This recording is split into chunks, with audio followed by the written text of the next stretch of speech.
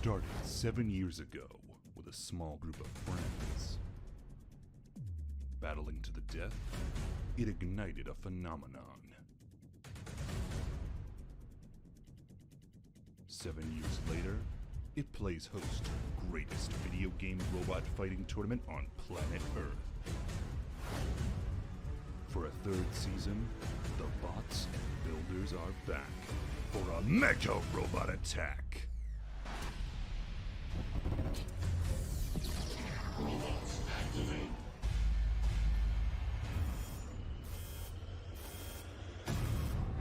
Competing in a battlefield of destruction, there is only one goal. This is gonna be a knockout! The largest, hungriest, and deadliest field in BashBots history has converged for one title. Polis has won BashBots Season 2! 48 of the most jaw-dropping, eye-popping, and heart-stopping robots of all time will battle it out for supremacy. Yes! Only one can stand above the rest and call themselves the BashBots Season 3 champion. Let the destruction commence!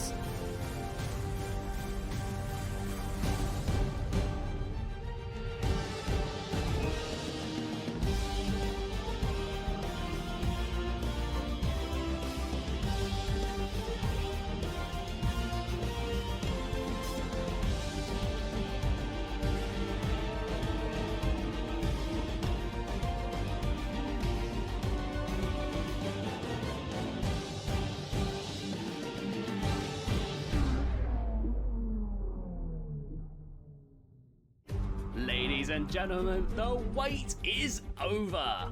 Wherever you are around the world, hello and welcome to Season 3 of BashBots! I am your host, Dominus Ignis, and for a third time after months of preparation, the bots and the builders are back to battle it out for a shot at glory. Last year, 30 robots battled it out for that shot at glory, and that was achieved by Polis, driven by Kroger, the current defending champion. This season, 48 robots representing 12 different countries will battle it out in our state-of-the-art arena, filled to the brim with hazards new and old. Each robot will have to win 6 fights, and at the end of it all, they will get to raise this, the giant wrench, and call themselves the BashBots Season 3 champion, etching their name into the history books. Here's how the tournament will work. Our 48 robots will start off in the qualifying round in 24 one-on-one matchups. The winner of this automatically moves on to the round of 32, while the losers will have to fight again in the wildcard rumbles. They will be split into 8 freeway rumbles, the winner of which will rejoin the 24 winners of the qualifying round in the round of 32. From there on out, whether you are ranked as the 32 seed or the number 1 seed, you will have to win 5 straight fights to take home the championship. Taking a look at our arena, we can take a look at the season's hazards. The drums have been upgraded from the last season, now boasting more power and bigger teeth to dish out destruction to those who venture into them. The kill saws return with bigger teeth, now with the chance to throw your robot across the arena.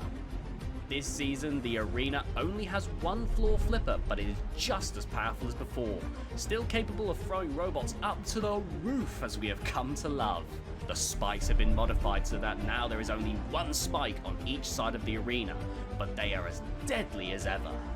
A permanent addition this year after being trialled last year, activatable halfway through each fight by a button, the pit will make its full-time debut in the BashBots arena. Each fight will last 3 minutes. Victory can be achieved in several ways: by destroying your opponent, getting them stuck, flipping them out of the arena, or by pushing them into the pit. If you don't manage any of these and the fight goes the full 3 minutes, it will go to our judges. Fights will be scored in 3 categories: aggression, damage, and control. 5 points will be split between each robot in these categories, allowing up to 45 points in total between the 3 judges. Taking a look at tonight's fight card, for the opening fight of the season we will have a battle between the lifter of Sucker Punch and the top hinged flipper robot Ryu Kishin. After that, it's a battle of the tanks, as fan favourite Panther takes on the newcomers of Tankoff with their deadly overhead bar spinner. The third fight of the night will see a clash of the control bots as Hospice and Jade face off in the box. And the final fight will see a clash between two Garry's Wars legends, as third place finisher Thunderwave takes on one of the only robots in the competition older than it, Irod. At long last, it's time for the first fight of the season, and we're going to kick things off with an international battle between the USA and Germany as Sucker Punch and Ryu Kishin step into the arena. Let's meet the teams. Sucker Punch. Lifter. Thunderwave closing in and closing out the fight! After a disappointing run with Yatagarasu in Season 2, Badnik returns this season with his new lifter robot, Sucker Punch. With 6-wheel drive and a heavily armoured front wedge, he has taken a more defensive approach this year after the offense of Yatagarasu. Having won 4 outweight events in real life, he'll be looking to add a virtual crown to his win list. So last season I was competing with Yatagarasu, which did not do quite as well as I had hoped. So I figured, to heck with that, I'm going to go with what I know, and what I know is wedges. So I've built Sucker Punch this year. It's very heavily inspired by Sewer Snake, can either lift or flip forwards. So hopefully we can put on a show. Ryu Kishin. Flipper. A rookie to BashBots, but by no means a rookie to robot fighting in Garry's mod, Tyrus steps into the ring with his top-hinged flipper robot, Ryu Kishin. Originally built in Robot Arena 2 all the way back in 2011, will this design still be able to hold up in the modern era of robot fighting? There's only one way to find out. My robot is Ryu Kishin. It's a 4-wheel drive, one-hinge flipper board. The basic design has been around since 2011, and I kept improving it ever since. I'm going to be the reason you can't spell Badnik without the bad. We're back for the third time, and just let me say, it is good to be back. Sucker Punch comes to us from Badnik96, who you might remember from Yatagarasu from last year. Now a mid-hinge lifter, this is certainly set to be an interesting one to watch. Meanwhile, hailing from Germany, adding another country to the BashBots conglomerate may I add, is Virus's Ryu Kishin. Being a rookie to BashBots, you may overlook this robot, but it's a long-time Garry's Wars veteran. This is set to be a well-driven match that will have you on the edge of your seat, so get ready, and for the first time this season, let's go down to the arena.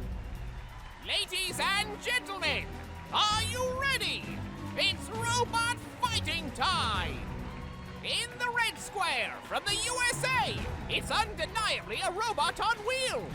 It's Sucker Punch! So, an interesting match here between two front-hinged flippers. The first here being Sucker Punch, the successor to Yatagarasu from the previous season. Here we see it in an exhibition match. It's got a reasonable amount of flipping power to it. In the blue square from Germany, there's nothing more dangerous than a motorized beehive. It's Ryu Kishin! And against it is Ryu Kishin. This is a BashBots rookie, but it has been around for a while as its RA2 career dates back to 2011. It's another flipper, this time a top-hinged flipper. This could be an interesting one to start the season. Let's see what happens. I mean, again, our robots are very similar, so I think it's going to come down to who has the lower wedge, who's able to maneuver better. The real key in this fight, I think, is going to be experience, because Virus isn't very experienced in driving in Gmod. I'm a lot more experienced, and I also have the ground clearance advantage as far as I can back off my wedge a lot easier than he can on mine, so I should be able to control him more effectively. Well, my strategy is going to put my robot into the arena. That's it.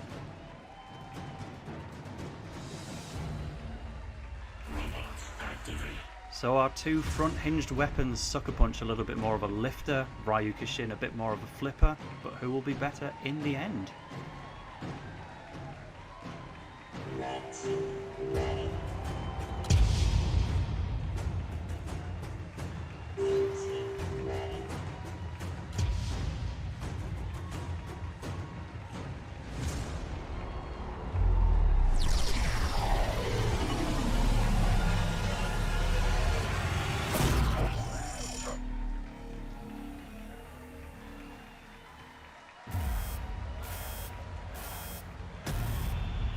Here we go.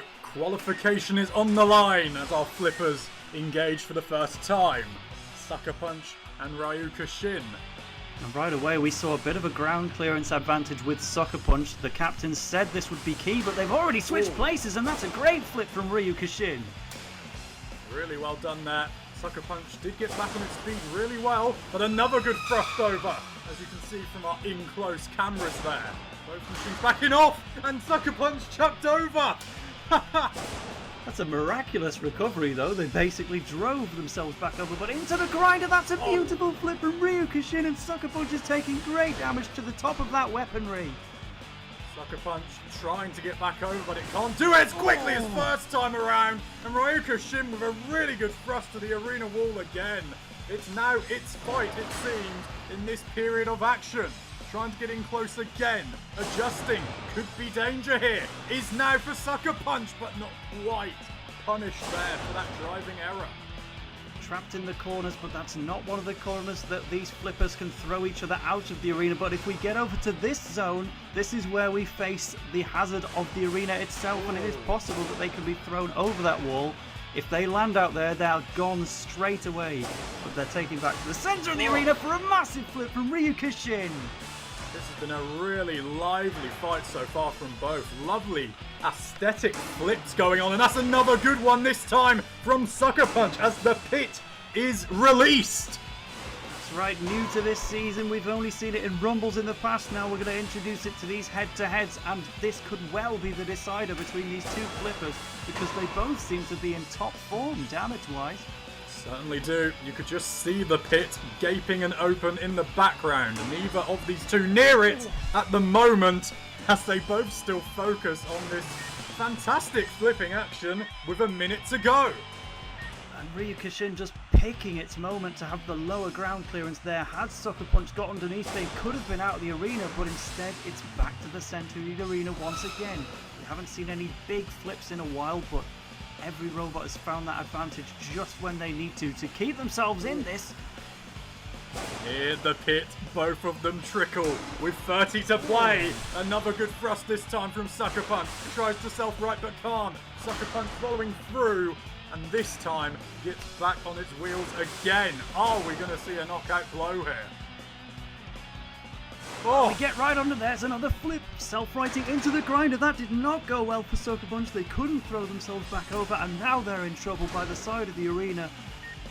It's hard to call this one as we go down to the final 10 seconds, but Ryu Kishin is taking this last little moment of opportunity for itself. Sucker Punch with a critical miss, and then thrown by the flipper nearly into the pit, but it's going to go to a judge's decision. That was a brilliant opening match. So here we go, that was what it seemed like was going to be the opening advantage for Sucker Punch, but the ground clearance was basically a non-factor in this one, always trading between the two to keep swapping who was going to be getting those flips. I couldn't even count who had more out of the two of them. It's just going to come down to the opportunities of each attack. Which robot's flips were more threatening in the end? The judges' results are in!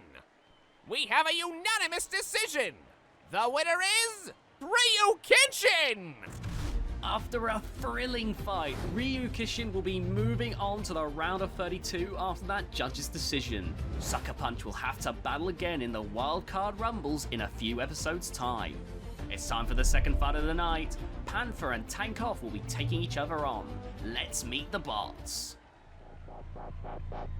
Panther, dual bar spinner. Back in Season 2, Kyo stepped into the BashBots as a rookie with his dual spinner robot, Panther. Making quite a name for himself, he made it to the wildcard finals and only lost to the Season 1 champion, Sparks. Winning the hearts of the people, Panther took home the fan favourite award and are back this season with a revised design, now with interchangeable weapons. Tankoff, bar spinner. As the second tank-themed robot in BashBots, Tankoff is looking to show they are just as deadly as Panther. With one of the biggest spinning weapons in the field, they'll be looking to dish out some serious damage. The driver, Famo, doesn't step into the arena completely unknown either. As a 2-time winner of the Best Driver Award in BashBots, he will be looking to guide Tankoff to victory. In the red square from Wales, it's the Germans' last secret weapon from World War II, it's Panther!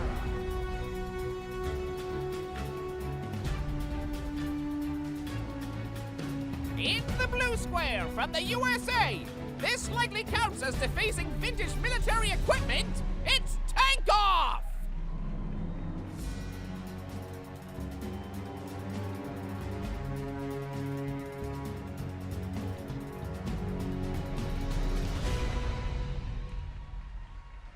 My strategy for this fight, really, is just keep my wedge towards it. There's only one way that this robot's gonna beat Panther, unless if it snipes my support self with like lucky hit or something. So as long as I drive smart, keep my wedge towards it with my weapons, just full power, I think I can win clean. So my strategy for this fight is definitely to go around to the sides. Panther has flat sides on the side of its wedge and on the side of the robot, which my bar is designed to hit flat edges. So I think if I'm able to get to the side and hit the wheels, I might be able to dish out some damage to the chassis and potentially the track system itself.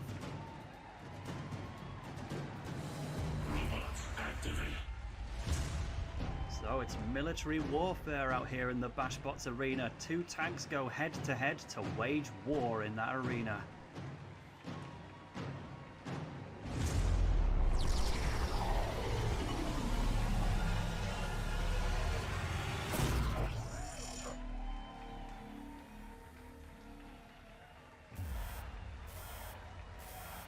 Action here, Panther and Tankoff. Now, Tankoff might be the rookie, but in the pre-match build-up it seemed very confident about taking advantage of Panther's potential weaknesses, but it's on the back foot here already. Good grief. Oh! Thrown into the grinder. That's a huge hit from Panther, and Tankoff is stuck up there right now and taking more damage. Being absolutely chewed up and flung around, and Tankoff could be over and out of here, and nearly is again, crashing into the arena wall, high up as well. Brutal hits from Panther, who's thrown itself over in the process. Tankoff has actually recovered off screen here, and Panther's still on its back here. It's been dominating this match. We don't want to see it lose like this, but dancing on the surface of that bar. They can't seem to get over here, and they're being counted out. Oh, they've got a couple of seconds until a surprise, and they just about rescue themselves. That was nail-biting stuff. Sneaking away with it, but the tanks carry on this war, and that's another hit from Panther to make Tankoff just that little bit more unstable. Can Panther now really push through after that scare? It's been an incredible fight so far. Panther truly on top for the general exchanges, but did have that worrying spell. But there is the worry absolutely dispelled now. Good grief. And that is a heck of a win for Panther. Now, this match was not without danger for Panther. They had that moment of madness when they were nearly counted out, but when they were on their tracks, it was all full force from Panther with some crippling hits, absolutely throwing the smaller tank all across the arena with those dual vertical spinners. Huge smashes into the wall, proving why they want to represent their country in this warfare. And out of the arena went Tankoff. And winning by out of the arena, Panther moves on from the first round of the tournament and secures their spot in the round of 32. Tankoff will have to fight again in the wildcard rumbles. It's time for fight number 3 of the night. Hospice and Jade will battle it out for a spot in the next round. Hospice, grappler bot. But backwards and flipped forwards and out. After falling in the wildcard semi-finals in Season 2, Hospice is back, and the builder, Gingerbrick, tells us that the robot is upgraded from last season. With upgraded lifting and clamping power, he will be looking to make a deeper run into the tournament this time around. Jade, Lifter. Renowned for his success in other robot combat games, Hobo Drew takes his first steps into BashBots with his lifter robot, Jade. It's going to be all about driving, but does the rookie have what it takes? In the red square from the USA, with a rather unusual bucket list, it's Hospice!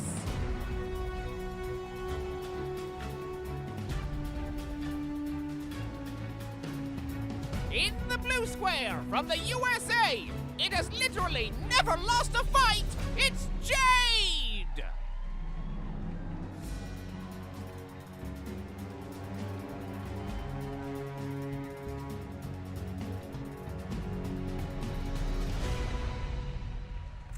This first fight, I'm fighting against Jade. It's a similar bot to mine, except it's wide instead of long. I hope he doesn't press the fit. That'll be too easy of a win for one of us. I just want to get him near the walls at all times, and I just want to be on him, and I do not want to get flipped over. So Ginger Brick likely has the better robot and better driving, so I need to outsmart him. So for my strategy, yesterday I snuck into Ginger's house and I put a block of cheese underneath his desk.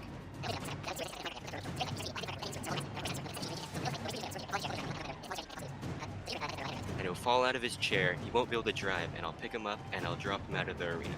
It is a flawless strategy and I can't possibly lose. Robots activate. The underhanded tactics from Jade by the sounds of things. Well, maybe it will work, but Hospice doesn't want to use our brand new arena hazard. Shameful.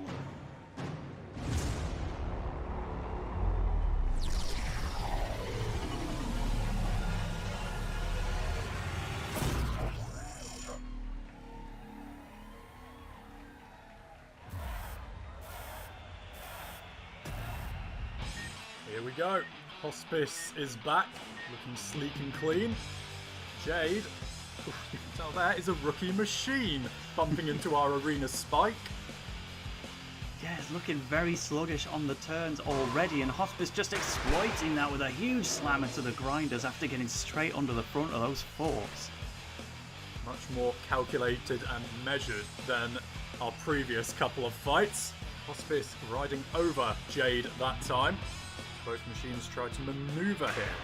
Hospice so low to the floor, they're actually generating sparks off the surface of the floor by scratching it. But they've gotten wedged into Jade's weapon mechanism here, and they're getting pinned in the corner. They can do this for up to 10 seconds, then they have to release.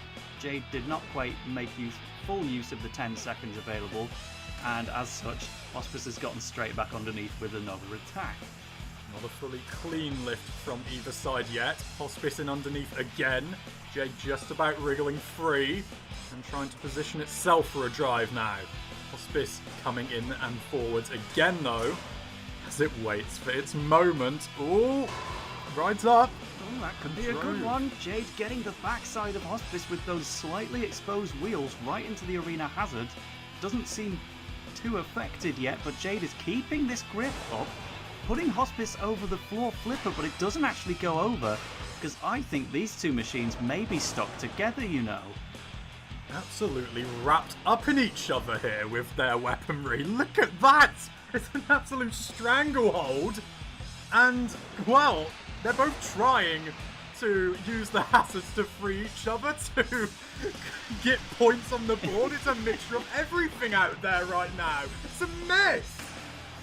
I think this has approached firmly inseparable territory. We're going to have to stop the fight here so that we can pull these two machines apart. We will restart the fight from 1 minute and 5 remaining, as we see right now.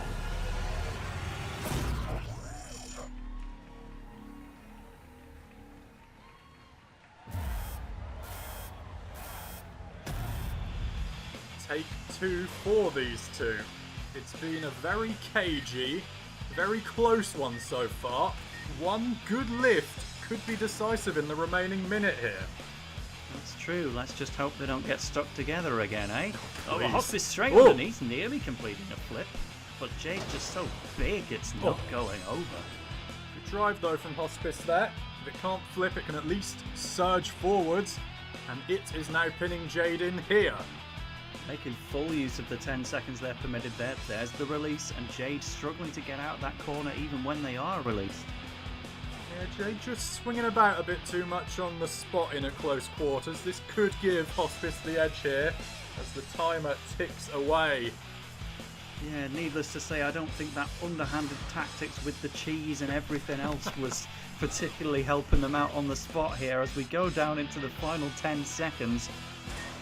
Well, the desperation hasn't come through, it seems, and a late underhanded underflick from the spike, and nearly an attack out of the arena by Hospice. They are Interesting way to end things. Well, there's your little courtesy semi out of the arena.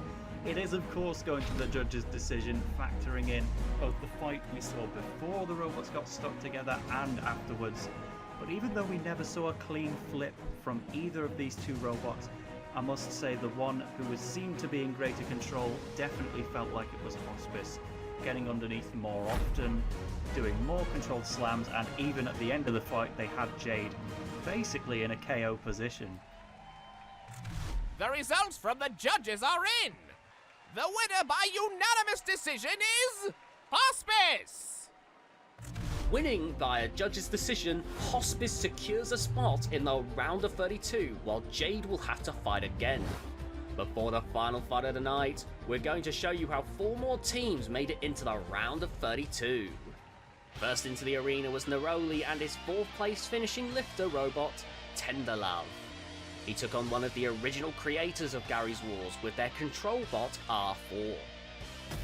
Let the bot bashing begin. Starting off the fight, Tenderlove struggled to get under R4 but quickly showed why it's a 2-time winner of the Best Design Awards, quickly adapting to push R4 into the hazard. Making use of the brand new pit hazard, Tenderlove pushed the button to open the pit and quickly pushed R4 in. And R4 is in the pit. After that, it was a clash of the veterans as Business Cat and Cosmo stepped into the arena to take on the full body spinner of Sea Devil. After a barrage of deadly attacks, Cosmo quickly knocked the self-righting pole off the full body spinner. Huge hit! Later being flipped over and unable to self-right, that was the only invitation Cosmo needed, throwing Sea Devil out of the arena and moving on to the round of 32. And he hits him out of the arena! The third fight saw the upgraded Mycronic take on the full body spinner of Navigator. Demonstrating excellent control skills, Navigator was never given a chance to spin up by the flipper. Mycronic is dominating this fight right now. After several close calls, Mycronic never managed to get Navigator out of the arena, and in the end it went to a judge's decision where Wither and Mycronic took the victory. The final fight saw the Roboteer and his front hinge flipper robot Claymore take on the vertical spinner of Orca from Team Rampage on BattleBots. Claymore came charging, showing that it meant business, quickly taking control of the fight. Orca was flipped out of the arena in less than 30 seconds, with Claymore taking an extremely dominant victory and asserting itself as one of the bots to beat. Oh, and that may well be one of the quickest knockouts of the tournament so far. It's time for our final fight of the night. Thunderwave and Irod will step into the arena to take it into the next round. Let's meet the teams. Irod, ladder bot. With the second oldest robot in the competition, Garry's Wars veteran Yukitom enters the BashBots with his robot Irod. Having enjoyed a lot of success in the past, he will be looking to add a BashBots title to his array of tournament wins. Sporting a heavily armoured front wedge and deadly lifting ladder, Irod looks ready to pull off an upset. My robot is Irod. Irod stands for Infant Roller Coaster of Death. My weapon is ladder, statues, and babies. I will destroy everyone. No one is ready for Irod. From the USA, Thunderwave Spinner. downgraded to only the third oldest robot in the competition, the Season 2 third place finisher Thunderwave is back for more. The builder, Ounce, tells us that the robot has been upgraded in numerous ways since last season, so we'll be looking closely to see if those upgrades pay off. Thunderwave doesn't need an introduction at this point, really. It's a massive 2-stroke internal combustion engine driving a horizontal spinning blade, and whatever that blade hits, it explodes. I looked at what went wrong last time and I used it to make some improvements for this year. I shaved some weight off in areas where I didn't need it, and I used the free weight to greatly strengthen the engine housing so that what happened in last year's semifinal won't be happening again. This year it's all about the weapon, and I aim to cause even more destruction with it than last year. Thunderwave closing in and closing out the fight! To cap off this episode of the Olds versus the New, we have the Olds versus the Old, actually. Both iRod and Thunderwave are very different robots, but both date back to 2015. Yuga Tom, the builder of iRod, has had a ton of success in the past, mostly with this very robot, and with a ladder weapon of all things. How does it work? I don't know, but you know for a fact that I'm excited to see it. Ounce's beautiful machine tore its way through the bracket last year, finishing third overall, and with upgrades done all over, it's looking to go the same way again, maybe even further. Which of these two golden oldies will take the win tonight? Let's find out. In the red square from England, it's Alton Tower's newest and most safe attraction, it's iRod!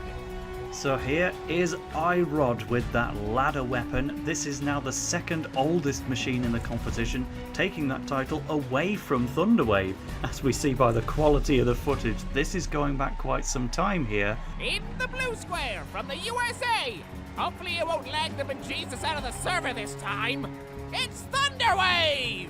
Thunderwave. Experience certainly is a very good thing for it, though. There it is, absolutely dismantling my Gronic. It's our returning third-placed bot from Season 2. And worry everybody else, it's been upgraded even further. My first opponent is Once. Once is a very handsome man. It is a shame that his robot is bad. Thunderwave is no match for iRod. Okay, so I'm not gonna lie, this is probably one of my worst matchups. That's a pretty big wedge and it scares me. But on the plus side, it has some pretty big juicy wheels on the side that I can easily get to if I drive correctly. And I think I have some tricks up my sleeve which will allow me to get to those wheels. So Thunderwave, our reigning third place, is actually quite afraid of this first round machine. But I'd be more afraid of the builder if I were you. You remember the stakes, right? If I win, you marry me.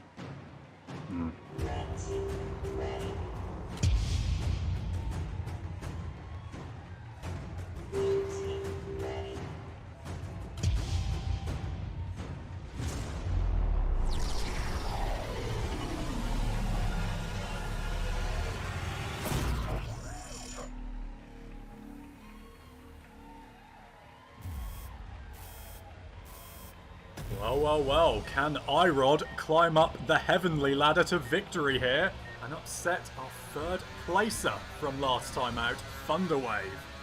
Certainly, I think those forks on Thunderwave might be the biggest problem that iRod has to face so far. They did sneak under them there. Whoa, but the big impact takes a wheel away immediately. And iRod might be in big danger here from Thunderwave. Now, Thunderwave tends to wait for its moment, comes in like it did here, and then absolutely obliterate 95% of its opponents. What can iRod do to make sure it isn't another victim? iRod already seems like it's wibbling and wobbling in places. I wouldn't be surprised if that was another victim of the Thunderwave explosions. They're going to try and hit the backhand, but that did not work out for Thunderwave at all. Just getting destabilized and thrown towards the pit release button.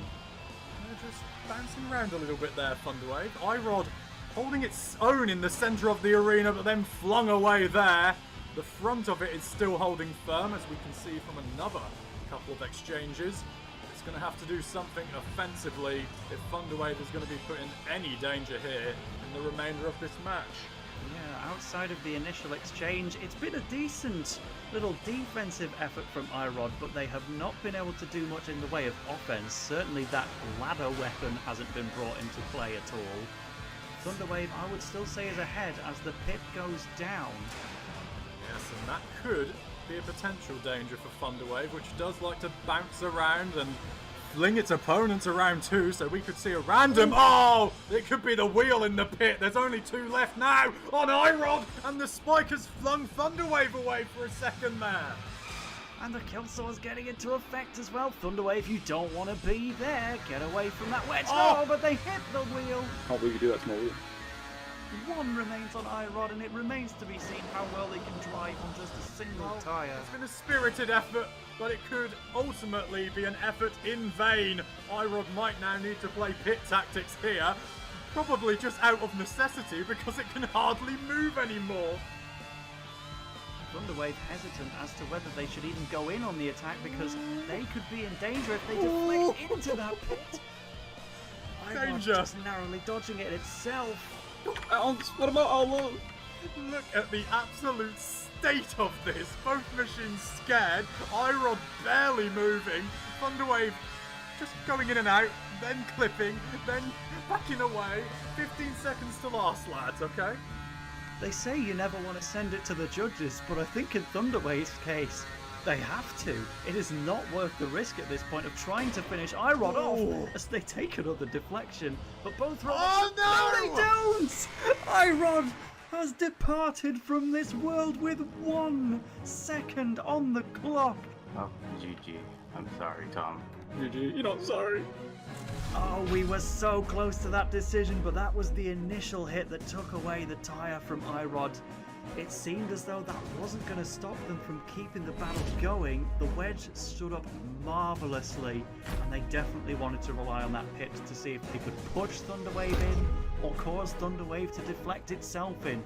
Once iRod was behind that pit, there was nowhere else to go, and clearly they didn't want the judges to have an opinion.